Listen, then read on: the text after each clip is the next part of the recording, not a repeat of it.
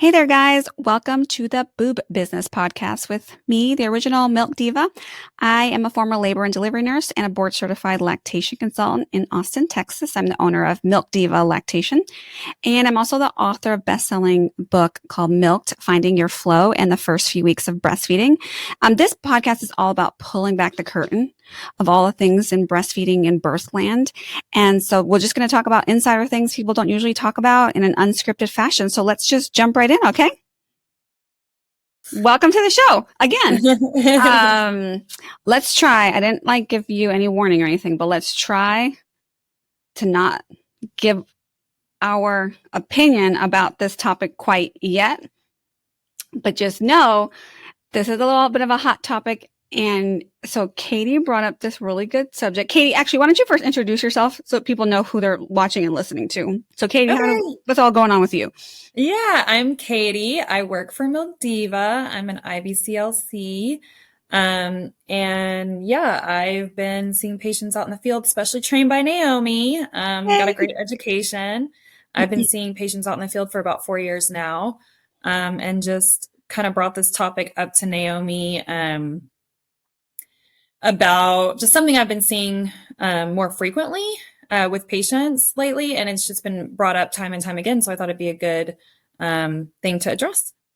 So this is totally unscripted, and just for you people who don't know Katie and I, separately or together, you're going to get the spiciest, most unfiltered version today. So if you are sensitive and have sensitive skin, you're probably going to be offended today. That's just the way it's going to be. And it's my day off.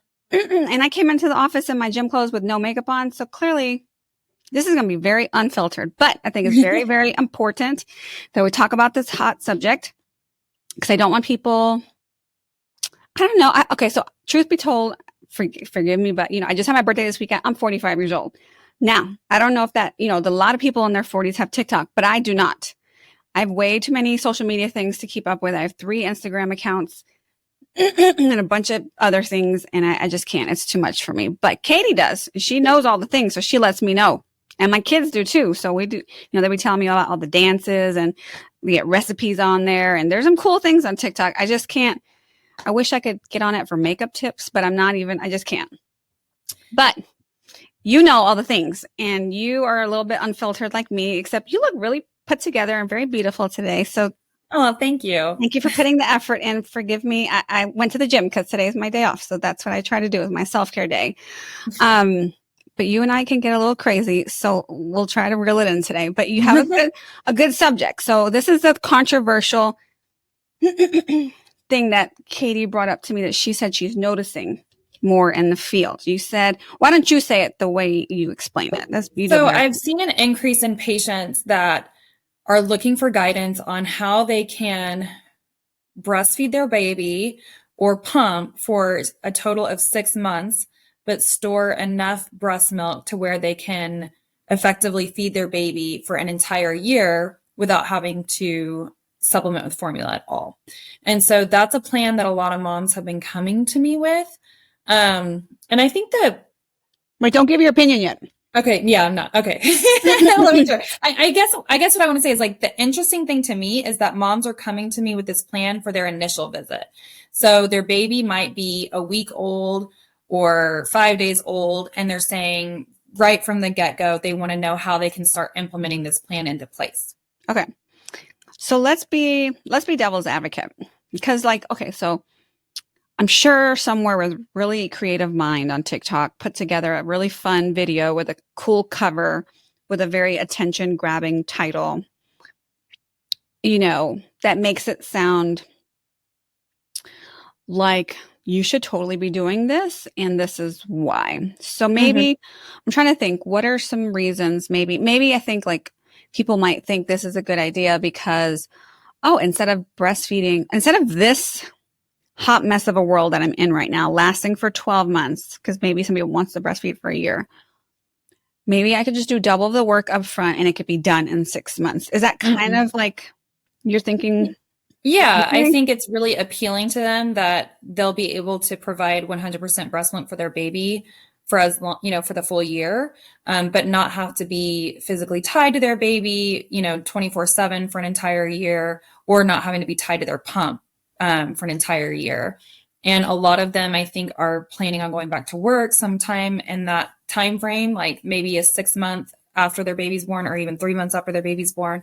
And they like the idea of being able to go to work and not pump at work, or not have to be concerned that they're going to have to start supplementing with formula at that time, Okay. if they choose to wean. Okay. And you, just so people know, you and I had different breastfeeding experiences. Mine was, damn, this is terrible and hard. And oh my gosh, I'm a, undersupplier. And my baby was hard and colicky and fussy the first 6 months. And I could totally see how maybe that kind of marketing would appeal to me if it's like, oh, instead of doing this for a year, I can do it for 6 months. So I can see on the outside looking in that I think that might grab my attention. Now, on your side, you had a different breastfeeding experience. And so if I understand correctly, it was easier for you to breastfeed the second half of the year. Is that right? Tell us more about that. For sure. I feel like by 6 months, especially 6 months, even earlier than that, like 2.5, 3 months, even for some people, breastfeeding becomes very, very easy. If everything is falling into place the way that it should be, if you have an adequate supply, if your baby has good oral function and good signs of transfer, they become little experts at what they're doing. They can start pulling milk out very quickly, and your breast milk is really well regulated at that point in time. So it's not like you're in a never ending cycle of make more, make more, make more. It's well established by like 2.5, 3 months. Then baby latches on, does its thing. And breastfeeding experience, like a breastfeeding session is no longer, 20 to 30 minutes. It can very easily be 10 minutes for some people. And that's not something that people should measure themselves by, but that very well can be where you find yourself if you're breastfeeding at 2.5 or 3 months postpartum. And so at that point, it's much easier. At 6 months, it's super easy. By 1 year, your baby can just like crawl over your shoulder and latch all on their own without any help from you, and just take what they need and then go on their way and run off and play with outlets or whatever it is that they're interested in doing. So it gets very, very easy. It gets very, very short. And your breast health issues are very minor, usually during that time, unless there's some underlying issues like, someone that could be dealing with like severe oversupply or, recurring mastitis or something like that. But typically those types of problems tend to go way down in the later months. Okay. So that's how it was for me. That's great. We have these two different perspectives, because I'm more like, what a hot mess the first couple months are. I can't imagine doing this for a year. It was not like, I was not at all like thinking about doing this for a year. It was so hard. But I also didn't know that it would get easier, or it could get easier, but I also did not have lactation support. So I think there's two takeaways. One, I want you in a second to, because I don't think people realize what the milk requirements are for their babies as they get older. And I think people think that I have to make 20 ounces a week. And then soon I'm going to have to make 30 ounces a week, 20 ounces in a 24-hour period for my baby who's maybe 2 or 3 weeks old. And then when they get to be 3 months, I'm going to have to make 30 ounces a day for him or her. And then when they get to be 6 months old, I'm going to have to make 40 and then 50, right? And so tell us a little bit about that. Yeah. So typically babies are maxed out with their milk intake at 3 weeks of life, not at one time, but over the course of a 24-hour period. When they're about 3 weeks old, they're going to be taking 25 to 30 ounces in a 24-hour period. As long as there's no other, issues in there that, like a premature baby or anything like that. Normal baby, 3 weeks of life, you're going to be making 25 to 30 ounces a day for your baby. Now, how much they take it each time is going to vary, but at the end of the day, it's going to equal about 25 to 30 ounces.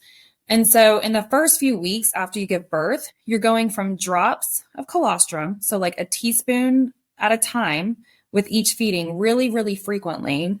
And then over the course of about 21 days, you're going to go from drops to 30 ounces in a 24-hour period. So the first 3 weeks is really important as far as frequent milk removal and frequent stimulation. So you can get from like 0 to 100 in that short amount of time. then after that, it's kind of just maintenance. You are at that 25 to 30 ounces at 3 weeks postpartum. And then by 3 months postpartum, you're still at 25 to 30 ounces in a 24-hour period. When your baby's 5.5 months old, they'll still only need 25 to 30 ounces in a 24-hour period, but their tummy is bigger and they're able to hold larger volumes and then spread their feedings out a little bit longer. Or at that age, a lot of them are dropping most of their night feedings. Maybe they still have one night feeding, maybe they have two, maybe they have none, but they'll add those in during the day and they'll be very quick. So it's not a never ending game of make more, because the nutrient density of your breast milk changes to fit your baby's needs as they get older. So on the mom side, that's great news, because if you make it to that 3-week mark and then you just maintain that, then you don't have to constantly stress of, am I making enough? Am I making enough? You're making enough, and you're going to continue to make enough if you continue on the right path with breastfeeding. Then it's not a never ending game of let me double my supply because my baby's now twice as big. Right. Katie, you're just a boss. I'm so blessed to have a person that works for me that I'm just like, she can say it better than I can. Like, you're just, you got this under control. 100% what you said. I don't think people realize that. I really, really don't. I don't think people realize also how challenging ramping up those first couple weeks can be.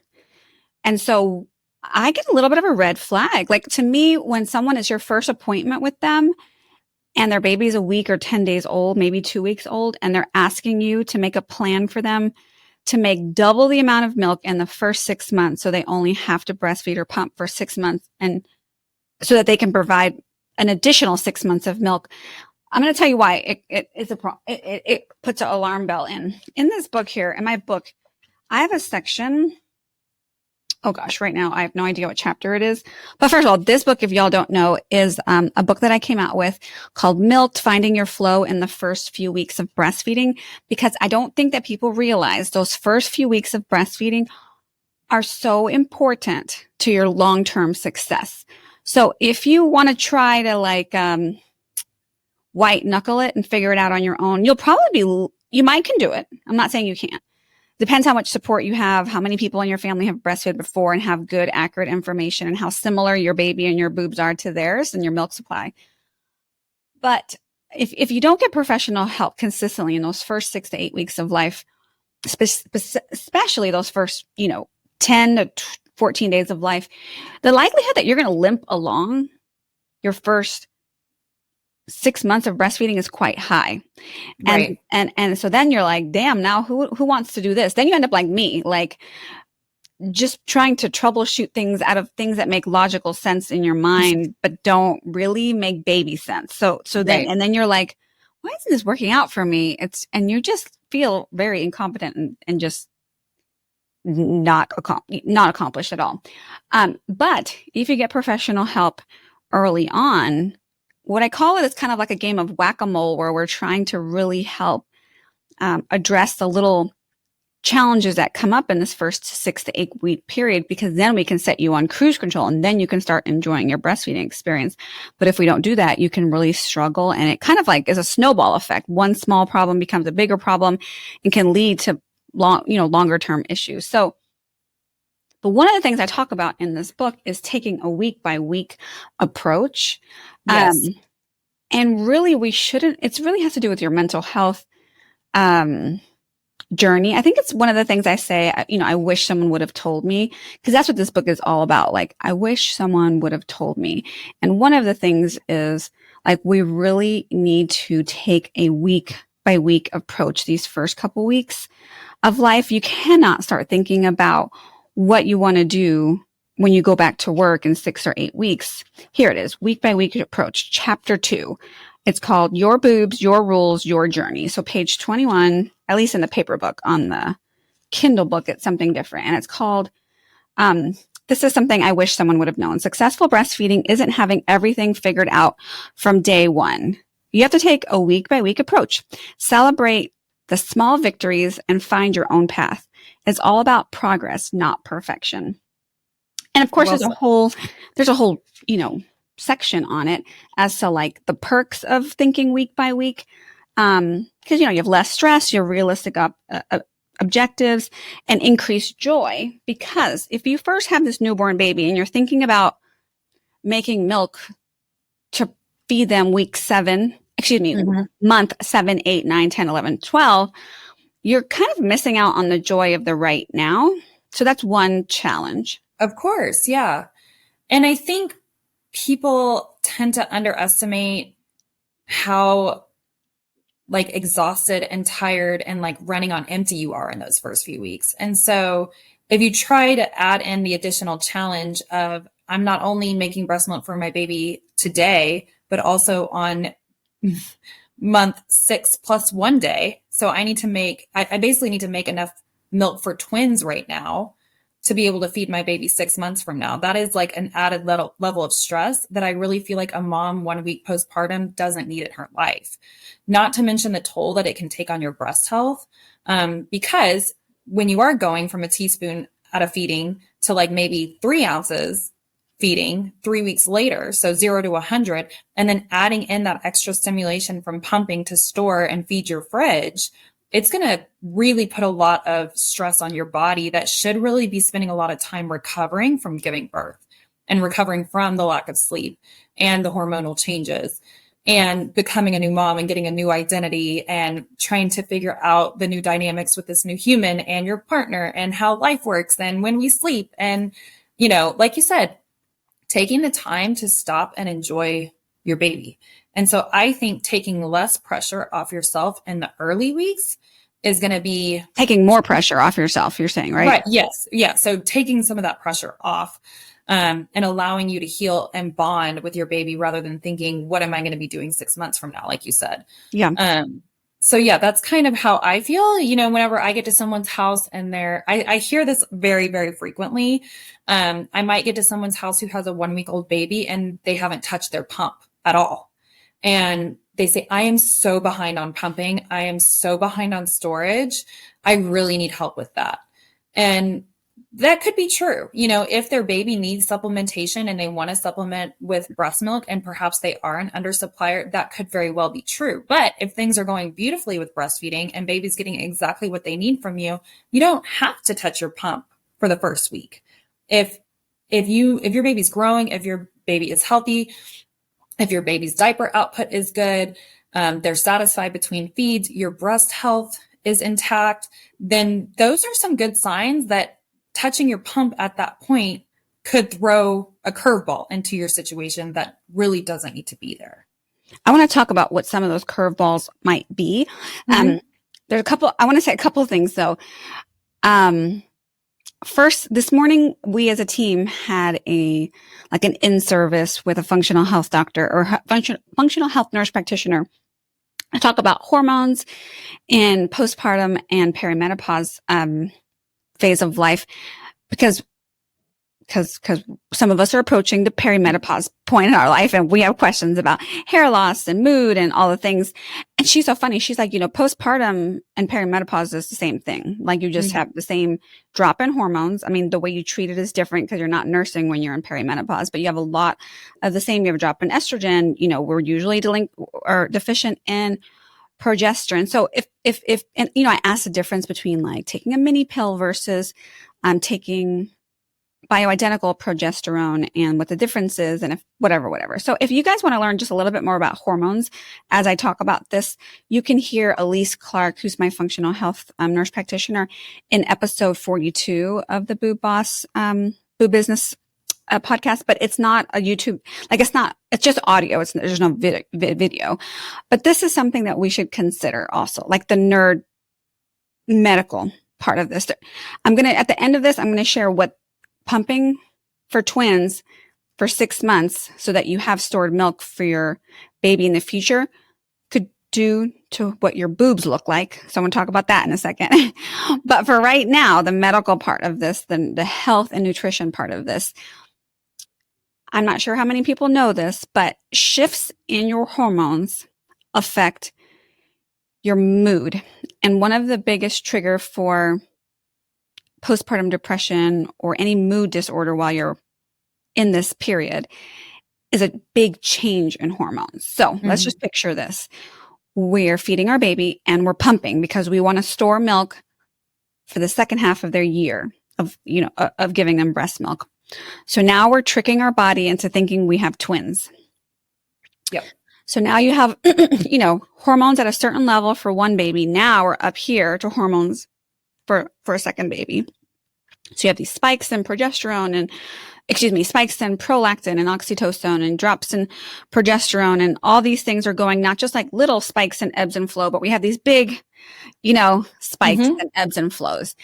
And so you're doing that. So right in itself, twin parents, all of those hormones cause a lot more symptoms in your body than doing it just for one baby. But then you have to think about each ounce of breast milk has between 19 and 24 kilocalories. Where is your milk getting all those calories from? From your bones, from your teeth, from your hair, from your bloodstream, right? So I have my calculator here. Let's do some math. If you're, let me see, calculator. Let's say you're on the average, your milk is 20 calories, which is, like I said, it's 19 to 24 calories. So let's call it in the middle. Let's call it 21 calories per ounce. Your baby needs about, let's call it 800 because it's between 750 and 900 milliliters. So, it's 20 calories per ounce. So 800 milliliters is 24 ounces. 24 times 30. Let's see. Sorry, I'm doing my math real here quickly. 26. So let's do 25 ounces times, what did we say? 20 calories. So that's 500 calories. Mm-hmm. So 500 calories per day. That's for one baby. And if you're doubling it, you're having to burn, that's your body is making a substance that has 500 calories per day to give to your baby. Now I'm just talking about straight calories. I'm not talking about the phosphorus, the iron, the calcium, the potassium, the protein and the fat it's taking. Like, those micronutrients and macronutrients come from somewhere. Mm-hmm. They're coming from your bloodstream. They're coming from your bones. That's why a lot of people who don't have good nutrition will have dental problems after they nurse their kids for a long time. Now do that times 2. So if that is your plan, you probably need to get a nutritionist on board because your prenatal vitamin is not covering you for all those things. Never mind vitamin D and just all the other things. So you have hormones now that are way off kilter, like way into twin land, which whenever you have that spike and that much change in hormones, that could put you at higher risk for things like Hashimoto's and some thyroid, autoimmune diseases. And that's just something I learned this morning talking with the functional health doctor on our in-service. So thyroid disorders, so that will put you at a higher risk for that. And long-term nutrient deficiencies, unless you are like on your nutrition game, working with a perinatal nutritionist to make sure you're being supplemented for all the things that you're giving your baby, including iron and potassium, calcium, and vitamin D. So there's that part. So not only do you have to work extra to pump more, now you got to get your nutrition game way up because your prenatal vitamin is not cutting it. So a little extra time and money put towards meeting with a nutritionist, on top of the extra time that you're going to be spending pumping. Let me ask you this, Naiomi. What about if you're going to that, level where you're basically feeding twins for 6 months and then you want to stop completely to go back to work? What's going to happen then? You're at really high risk for mastitis. Well, yeah. I don't know if that's what you were fishing for, but I mean, for sure that, that would be a major, I don't want to go to work week 1 and feel like I have the flu while I'm at work. Or just the discomfort of being engorged and possibly leaking and trying to wean the same time that I'm going back to work. But what about like nutrition level? As far as like as far as the hormonal levels going from really, really high to trying to then suddenly. Okay. Yeah. Okay. I see what you're saying. That have an effect as well. I can speak for the hormones. I can't speak for nutrition because I just don't know what, I would imagine if you just cold turkey stop making a bunch of milk. My main concern is you getting mastitis. I don't think your nutrition will be fine because you're not making that much. You're going to slow the flow of milk, but that's your hormones level being so high from making milk and tricking your body into making milk for twins for 6 months. That doesn't just, if we make an abrupt change, you're even more likely than with one baby. So you're even more likely to suffer from a mood disorder when you're making that change to downregulate your milk supply, depending how slowly or quickly you do it. So if you end up deciding to do this plan and make milk for twins for 6 months, you should probably allow your body at least, you can tell me if you disagree with this, but I would say budget for a minimum of 2 months of slowly going from making milk to twins to 1.5 baby to 1 baby to a half a baby to a quarter baby to no baby. And that might not be enough time, but that would be like the minimum. And that can help protect you from having a severe mood or mental health episode. Not because you're not a mentally stable person, but because of hormones have taken over your body in double the rate that they're intended to.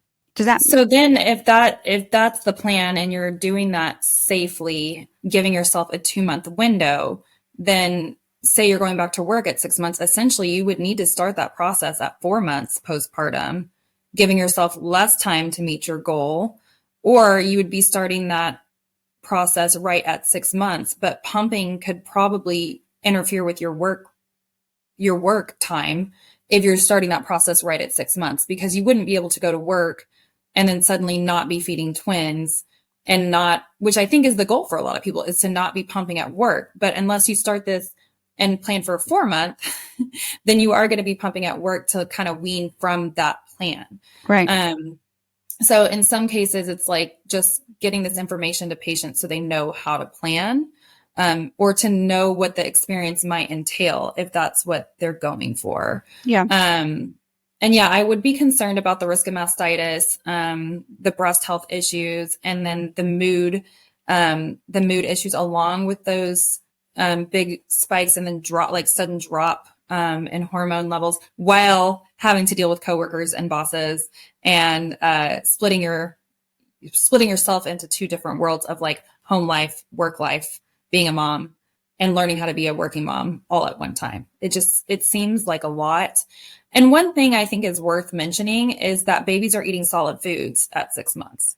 And so they're going to start replacing some of their breastfeeding sessions with meals eventually. So maybe not right when they turn 6 months old, they're going to, start playing with food more at that age. But then as time goes on, they're going to require even less breast milk from you, making the weaning process a lot easier because it's done gradually. And then also taking some of the pressure off of needing to make, that full 30 ounces when they start ingesting more solid foods. Yeah. I will say, I want to bring attention to episode 21, which is called Breast Pain Don't Suffer in Silence. It's a really good podcast episode to listen to so you can see why maybe having a little bit of an oversupply isn't a blessing. And I want people to really know both sides of the coin before they start making long-term plans like this. But I just think it's also important, like you said, to bring up the information that you don't just cold turkey one day say, I've done this for 6 months and now I'm ready to stop making milk. It doesn't happen like over a weekend. It's going to take, if you're making milk for twins and you have a robust milk supply, it's probably going to take you 2 months to wean. And we're still going to have to be very, very careful that throughout this process of you having milk for twins, God forbid you sleep one night, 6, 7, 8 hours, you're going to wake up in a whole world of hurt. Or if something happens and you don't have time to pump one moment, you're not just getting engorged or getting clogged ducts for one baby's worth of milk supply, you're getting it for double. So you're at very, very high risk for not just mastitis. Someone say, mastitis, there's antibiotics for that. I can handle that. That's what some people think. But I think what people, like, you really need to listen to episode 21, because what ends up happening is mastitis is like not the worst thing. Once you've had mastitis, you're like, I've had patients tell me I would rather giving birth again than have mastitis. Like, I've had people tell me that, which is fascinating. I've never had mastitis, but they, that's what they say. But what people don't always realize is one of the more complex things of an oversupply are getting complications that are not talked about as much, such as a breast abscess, a phlegmon, there's, you know, lots of things that can happen with that breast tissue that require surgery and lots of Yeah. antibiotics and get infected and can come back again and can permanently leave your breast not feeling, but appearing disfigured.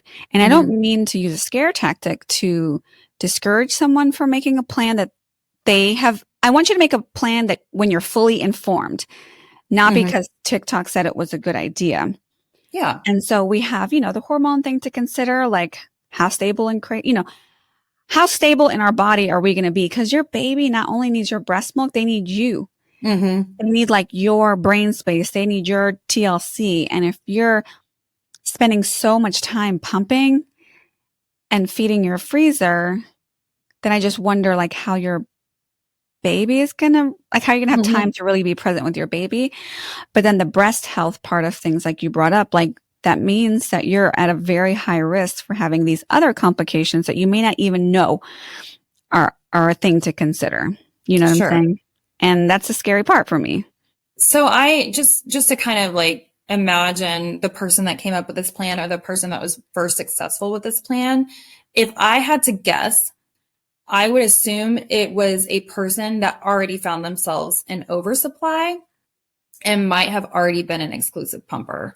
Because if you're planning to breastfeed your baby directly and continue with this plan, I think the effects of throwing yourself into severe oversupply would definitely be seen in your breastfeeding experience with your baby. So when your baby comes to the breast and you're in severe oversupply, the flow could be too fast for them. They could have adverse effects with direct breastfeeding if they're struggling to coordinate their sex swallow breathe because they're just drinking out of a water hose. You're choking, they're spitting up a lot, they just push away from the breast, they're screaming, they're gassy. So then you could inadvertently really hurt your direct breastfeeding relationship with your baby and then become an exclusive pumper when that wasn't necessarily in your plan. I think the expectation too, for some people, if week 1, they're making just what their baby needs, which is great. That's perfect. That's kind of where I like most of my patients to live. But they have the expectation that they should be able to make just what their baby needs, plus enough for another baby in the fridge. And if they're not able to do that, and that's their expectation, I think it kind of hurts a little bit on their self-esteem and their whole feeding journey of like, well, how is this mom that I'm comparing myself to on social media able to do it, but I'm not able to do it? I should be able to feed my baby and store milk all at the same time. When for a lot of people, they're not physically able to do that. And so I just like to make very clear expectations for people. I think this plan may have came about from a person that was already living in oversupply. And then it kind of happened and they're like, this is a great thing that happened to me as a result of this oversupply and as a result of me being an exclusive pumper. And I want to share it with other people that are in the same position as me. But TikTok doesn't always reach people that are in the same position as you. It's going to reach other people that are watching breastfeeding videos, period. Yeah, that's a really, really good point. Yeah. So I always just like to make it clear to patients that if you're giving your baby exactly what they need, that is wonderful. That is a great place to be. And if you are going back to work and you do have storage goals, then you should definitely work with a lactation consultant to help them so that they can help you meet your goal in a safe way. That's not going to completely interrupt your beautiful breastfeeding relationship that you've established with your baby. Right. I do have a little insider tip that I want to share about people who are going to be freezing milk. And I'm going to share in a minute, if you remind me, because, you know, I go off a script. I have no paper, I have no notes. I don't know what's coming out of my mouth next. But this is something I think people should know that I don't know if anyone else is going to tell you except someone like me and you, Katie. So what's going to happen to your breasts when they're like normal size? Then they're getting bigger to have milk for one baby, and then it goes back down and then makes more milk, and they're doing this all day long, right? And then now we're like, now make twins, and now let's go back down and twins, and then like all of that. And so tell me, not sure how many people care about what their boobs look like later. I'm 45 years old now, and I didn't care then, but I care now. So tell me what you think in your experience that's going to do to your boobs. Yeah, just in my own experience of like I gained 60 pounds with each pregnancy and then lost it and then gained it and then lost it. Just like any part of your body that is expanding and then going down again, you're going to notice stretch marks will appear. And I think that you can also notice like a difference in your breast shape if it's losing some of that elasticity. And I also want people to know that if you're listening to this podcast and you're either breastfeeding the first time or you haven't breastfed, if you are doing this in a safe and normal way, just breastfeeding your baby, there's a good chance that your breast can return to normal. Mm-hmm. But the chances of that happening are going to be a lot lower if you're putting them through extreme stress and you're living in that severe engorgement. Not to mention living in engorgement like that is going to make sleepless nights and uncomfortable grocery store shopping experiences or date nights that get interrupted. Or hugging someone. Yeah. Like it can just interfere with a lot of things. But to your point, for sure, I would think if you were purposely putting yourself into oversupply and changing so much of the composition so much, then it can have an effect on what they look like in the long run. And I do care about that too. Yeah. I'm just keep it real. We're just milk divas here. We're trying to just stay divas I'm going to be 67 years old dancing salsa. I'm going to put my push-up bra on and work it as long as I can. Okay. Insider tip here. Y'all may not, or, maybe do know. Katie, tell me what happens to some people's milk when you stick it in the freezer and then thaw it a couple months later and try to feed it to your baby. So it can change the taste of the milk. Some people will notice it happen, even in the fridge, if it's in the fridge for too long. So most people should be able to leave I think you said, Naiomi, that you recently had a patient. I did. I was going to share. It started changing. 2 days. Yeah. So I had a patient. This is a good story. I should probably tell people this. So I have the coolest family. And, I try to help people know, like, if you're going to go back to work, or when you want to have a plan to introduce a bottle here and keep at least one bottle a day in rotation, so that when you go back to work at 3-4 months or whatever, you don't just try to introduce a bottle and then find out your baby won't take it. And then what are you going to do? So the baby took the bottle great for the first week and then all of a sudden refused it. And they were like, oh my gosh, my baby is refusing a bottle. So we put him on some formula. And then he took one bottle of formula, but when we tried to give him breast milk again, he wouldn't take it. What are we doing? He's freaking out. We can't give him this one bottle a day. So I went over and I was like, this is the strangest thing. I have all these bottles in my bag. We're trying all these different bottles, or I was going to. And then I asked a bunch of questions.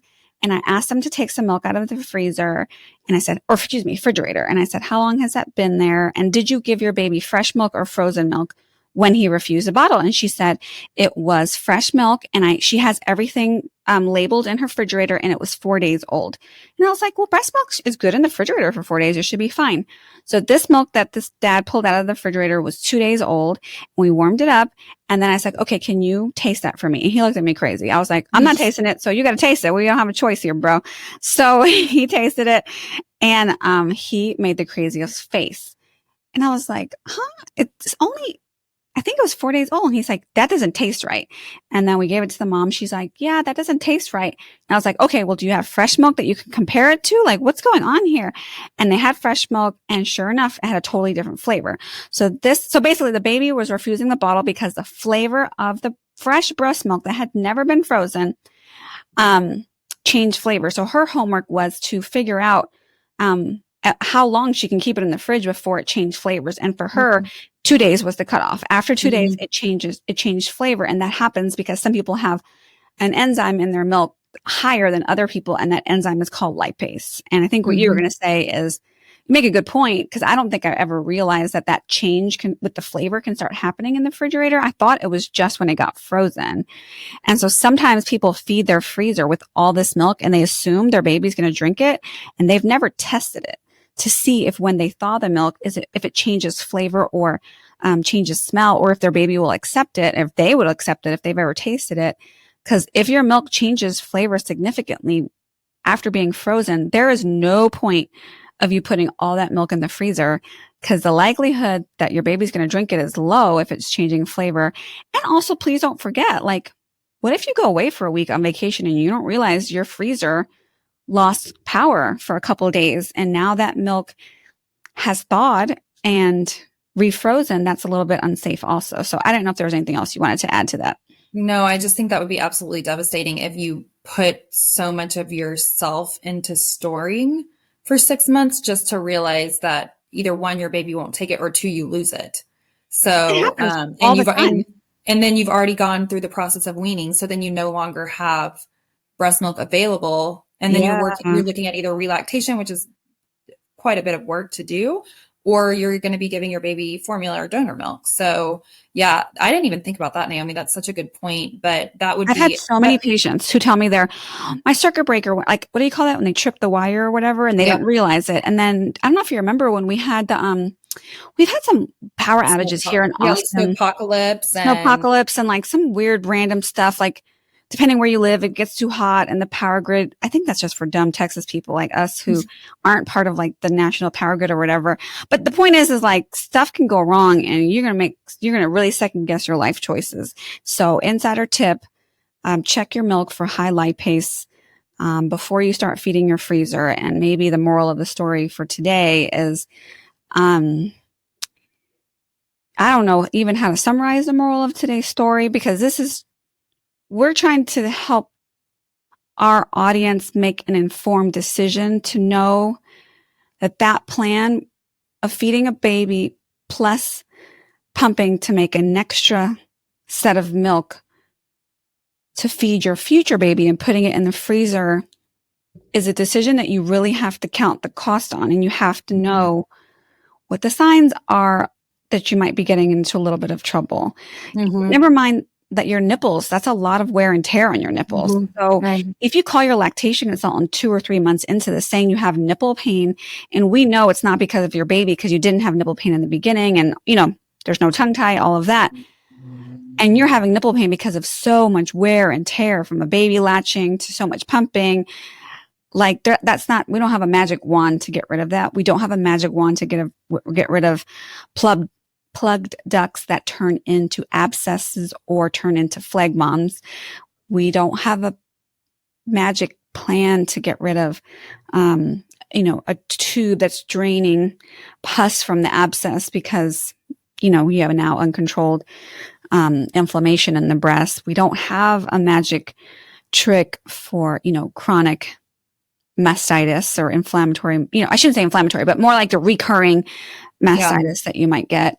And I also don't have a magic solution to dry up your milk real quickly. Birth control pills can be really helpful in that case, but remember, giving your body synthetic hormones then comes with a separate set of issues and side effects. That is a conversation for another time. You should definitely listen to Elise Clark, my nurse practitioner. I think I said episode 21 to learn more about that. But I just felt like people needed to know that maybe the little 30-second or 1-minute videos that they see at TikTok with those ideas, they might need to look into it a little bit more. Tell me what other things you think we might be missing to share with people so they can make an informed decision. I just think it would not be necessarily possible to know 1 week into your breastfeeding journey if you are going to be a person that is more susceptible to clogged ducts and mastitis. Or if you are going to be a person that, is making just enough for their baby. And this plan you may not want to be married to this plan 1 week in until you see how your body responds. Because what if you have the expectation that you're going to be feeding this baby breast milk for a year and making all of it in 6 months, but you happen to be an undersupplier. And you also don't want to ruin your breastfeeding relationship with your baby if you plan to directly breastfeed, and then inadvertently become a direct, a primary pumper. Because you might over waterboard your baby on accident. Yes. And then to your point about, us having a magic wand or, as just a perfect plan that's going to fix your problem in one visit. If you happen to be a person that's already done this plan and is in that situation and you need a lactation consultant to help you come off of that plan, that's definitely possible, but it will be a gradual plan. There will be no, like you said, magic wand that we we waive and all your breast health issues go away. The plan that we will come and give you is going to be a safe plan, but it's going to be a gradual plan. Right. So I think anyone that finds that they've started this plan and then they want to come off of it, just be aware of the expectation that it's going to have to be gradual for it to be safe. Have you ever seen people who pump a lot? I can't remember the term someone told me, but their nipples look like, I don't know what the term is, but they look like pumpers' nipples. Like I don't know if people realize that with all that friction and the pump, even if it's a really good fitting flange, your nipples start to look a little bit different too. So that's something to consider. Instead of all the negative stuff that can happen, tell us about second half of the year breastfeeding. Tell us a little bit about like some of the pros and cons to even that. Cause I think it's true. This first couple months of breastfeeding is like very daunting. It can be. It's like, oh my gosh, I'm feeding this baby every 2 hours. This is on another level. But tell me how does it differ as the second half of the year approaches? So for one, I think that it becomes such an enjoyable experience, and people that are listening to this podcast and they're 2 weeks into breastfeeding may have no idea what I'm talking about or even be able to fathom how this could ever be possible.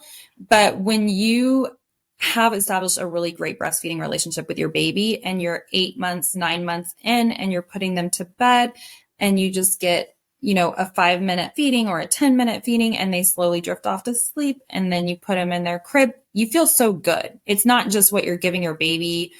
I mean, it's very satisfying, but it also feels good to you. It's a really great bonding experience, and you get like a boost of oxytocin when you're doing it. This is the weirdest. Somebody asked me when I was teaching a prenatal class, like what it actually feels like to breastfeed. And I always say it feels good. Like after the first couple of weeks, it feels good. And the thing I can best explain is like, if you really, really have to pee and you don't know if you're going to make it to the toilet or not, but then when you do and you're like, like that feels so good. That is a true oxytocin release as well. And so, we're just making that up. We don't really know if that's what happens if you have oxytocin. It is. No, it's okay. Sure. Yeah, you really do get an oxytocin release when you like have to pee and you make it to the toilet. It's like, It's that like relief. It kind of feels like that. It's like, and it's not like so much of a relief, like, oh, I got to get this out. It just, when you feel your letdown, it feels really good. It's like, it's like just a straight shot of happiness to you. And you can see it in your baby too. And so it's really very beautiful. And it's not something that you're doing every 1 to 3 hours for 30 minutes anymore. It's much more enjoyable. I know when I weaned my second baby, she was 15 months old, and I went on vacation for a week and had planned, to wean. She was only breastfeeding a couple times a day at that point. But then when I was gone for that week, I came back. I was like, oh no, never mind. I made a mistake. I didn't mean to do that. I'm sorry. And like immediately got her out of the crib in the middle of the night and tried to get her to breastfeed again because I just missed it so much. But at that point, I think she was like, no, we're good. Like, you've been gone a week. I've been getting this bottle, so sometimes you get on the other side of it and you're like, oh, and I cried when I sold my rocker, you know what I mean? Like all of the time that I spent there with her and bonding, I didn't realize that whenever I sold it, it was going to be such an emotional experience.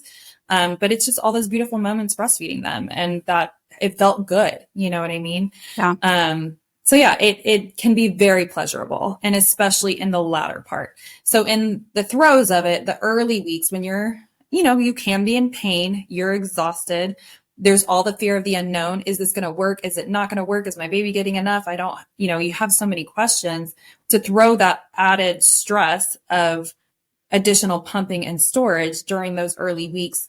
I just don't find that, in my opinion, is going to work for most people. Okay. It could work for some people, but I wouldn't want anyone to be married to that plan before they even give birth. Yeah. And something is maybe just my observation with this idea and this plan is a sense of control. Like, I have this plan and I am going to do X, Y, Z. And I think that's, if you just really think about breastfeeding and feeding your baby, like let's pretend like we're outside of an industrialized country like the US or UK or something, and we're trying to do things naturally, that is not the way anyone in nature would ever try to do. And there's a reason for that, which we outlined earlier in this episode. So just maybe take that into consideration also, that this is kind of trying to jerry-rig your body into doing something it's not naturally meant to do. But also, most of the time when we're trying to control something, it's out of a fear. And I think having kids will evoke so many fears in you that you don't even know you can have. And you may not even realize what you're doing is out of fear. But I think it is important to pause and maybe take a minute to consider if you're making decisions for your baby, whether born yet or not born yet, out of fear or out of really like an informed decision-making process. Because I promise you, I can tell you this, having kids, are in college now, those moments of being fearful of things don't go away. But as you mature as a parent, how you manage them will evolve. And I would just hate to sit here and tell you like, yeah, this is great. You should control all the things, because all that does is dull the muscle in your body that needs to grow to managing stressful, scary things as you go through this journey of parenthood, because you will not be able to control everything in their life, but you can control a lot for a long time. But when the grip is, when they win and you can't control anymore, a lot of people shatter, and it is very challenging to overcome. So if you can take little baby steps of relinquishing some control the whole journey, it won't maybe feel as terrible when you have no control whatsoever and it happens abruptly, because your kids will push you away eventually, Well said. I think everyone that has this plan in mind, they have the best intentions for their baby. But like you said,